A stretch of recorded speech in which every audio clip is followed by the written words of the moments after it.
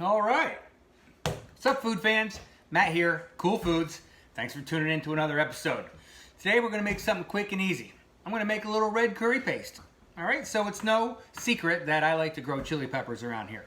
So I'm going to pick those peppers. It's harvest time. It's a great time to take all your stuff from the outside and bring it on inside and start processing it for the winter.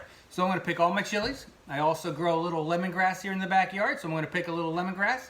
Got some fantastic seasonings and some aromatics. We're going to put them together. I'm going to throw them in the blender or the cOOl. I like to have a little food processor right here. And we're going to make a little curry paste.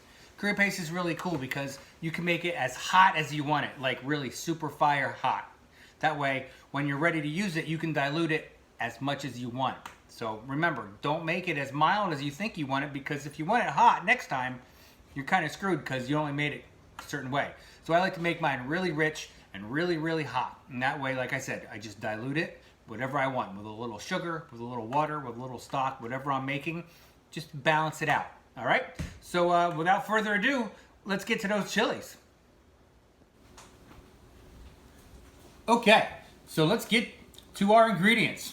Red curry paste. So first off, we've got our wonderful star of the show here, our Scotch bonnets. These are all the hot chilies that I grow in the house, in the backyard. So we got some Scotch bonnets here, which are really hot and really great. I got a nice green Serrano chili here that I'm growing. It's got a nice green flavor. I like to balance it out. Some Thai chilies here I'm growing. These are called Bandai Thai chilies. Super hot. Got a really bright, searing heat to it. Right here I got a little red jalapeno. I actually just reached over the fence and grabbed this from my neighbor's bush. Doesn't really matter. I don't really care. He's got too many I'll never use anyway. So I just snagged a little jalapeno. Got some fresh lime that we're going to squeeze in there. Fresh ginger. Big fatty clove of fresh garlic. Cracked black pepper, which is really nice. So over here I got two different kinds of seasonings. I've got ground coriander and I've got ground cumin. They go really well together. Here's our lemongrass that I grow outside. Super flavorful, super aromatic. I mean, really, you rub this in your hands, you rub this around, and it's just so great. Smells like Fruit Loops. Brown sugar, fish sauce. Brown sugar, fish sauce. Work really well together. Balance each other, complement each other. You got your fish sauce. This is really potent, really sour, really acidic. Then you got this really nice, sweet, what can you say about brown sugar? It goes well in everything. Together they work really well. You'll find that in a lot of Southeastern Asian cuisine. All right, so let's get to chopping and let's get to grinding. All right, here we go. So everything's going to get just a rough chop because it's going into the food processor. So with your chilies, you just want to just quartering them. Little chop there, little chop there. Remember to watch your hands. Wash your hands and watch your hands, because if you start touching things that you're not supposed to touch after you touch these, you're going to know it. And I am not going to be held responsible. A little rough chop on a Serrano, a little rough chop again on the Scotch, a little rough chop on the jalapeno. I am keeping all of the seeds, like I said before earlier. Try to make it as hot as possible. That way you can dilute it whenever you want. All right, so here's some chilies. I'm going to put them in my cOOl, food processor, Cuisinart, whatever you want to call it. Smash that garlic, little rough chop on the garlic. Same with the ginger, just going to slice that into little rounds and then in a little, right in the food processor. Lemongrass is so wonderful. Again, I can smell it just here even before I chop it up. So when you want it to get the maximum flavor and the maximum kick out of your lemongrass, you turn your knife upside down and just bash on these stalks just a little bit. Loosen up some of those juices inside, some of the natural oils. Just loosen that up. All right. And now what I'm going to do is just see how nice and purple that is in there? Awesome. It is very stalky, so just keep that in mind. All right, we got that. Couple more chilies. Just a rough chop.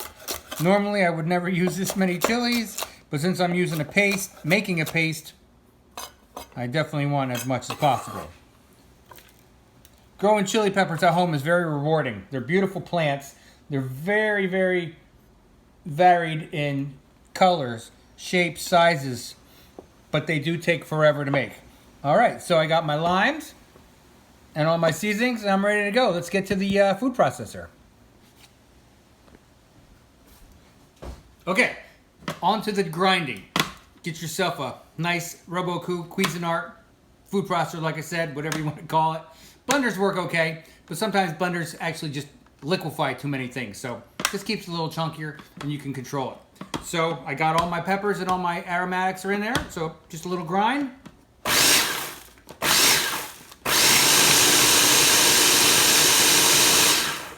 All right, I'm gonna take a trusty old spatula. You just wanna wipe down those sides. My goodness gracious. Yeah. This is gonna wake the dead here. All right, so. A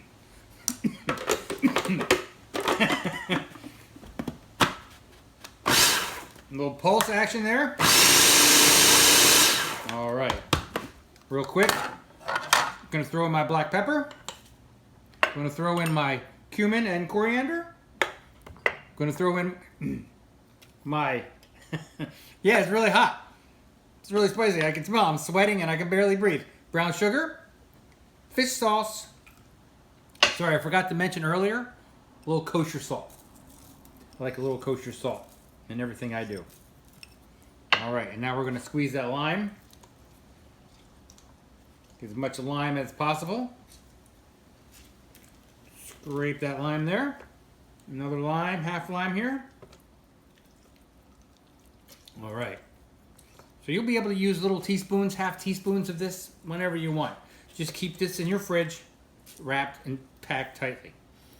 So my ratios were a teaspoon each of all the dry seasoning and about a teaspoon and a half of the fish sauce.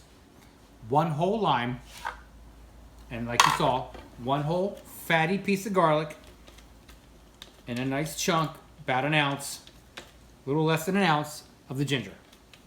All right, aromatics, seasoning, salt, everything's dancing lovely.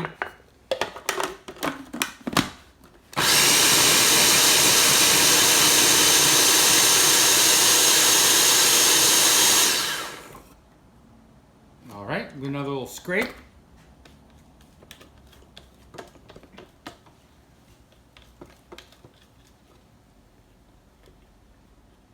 Okay. One more by itself. All right, there you go. I'm going to add one more secret ingredient to hold it all together.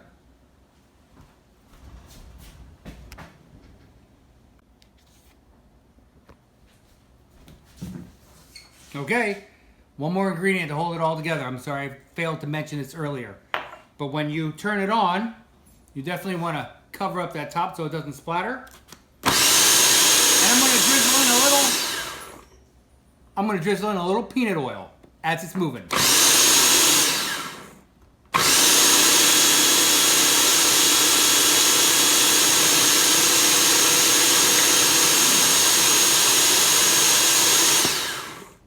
And there you go.